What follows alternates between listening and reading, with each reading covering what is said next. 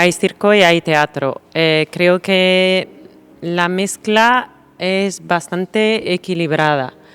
Tenemos un número de straps, un número de cuerdas, un número de icarios y un gran número de acroportes. El resto de las escenas son escenas teatrales con un toque hiperrealista a veces y surrealista otras veces. Después tenemos a Claudia Zuccherato. Tiene un papel que tal vez es de clown y tal vez es más de actriz. Y el contexto es, como un poco decía Pablo antes, la idea de entrar directamente en este universo, en el universo de la vida de estos 7 personajes que vemos en escena.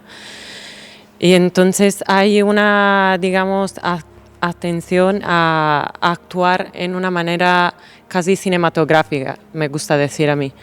Y de esto nos informa un poco también el tipo de escenografía en la que estamos, con una caravana, un coche y varios elementos que pertenecen más a la vida cotidiana.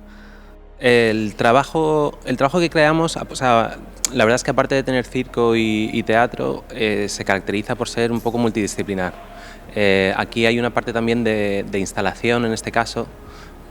A veces también hay bastante música en vivo, aunque en este espectáculo hay un poquitín menos, y son todo elementos que nos ayudan un poquitín a desarrollar la idea inicial.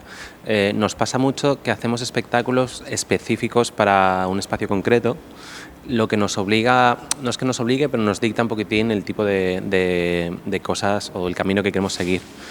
También el tema de los objetos. Nosotros buscamos un espacio grande que permitiese la instalación y que permitiese la entrada de una caravana y un coche, y ya son elementos que te van un poco dictando hacia dónde ir.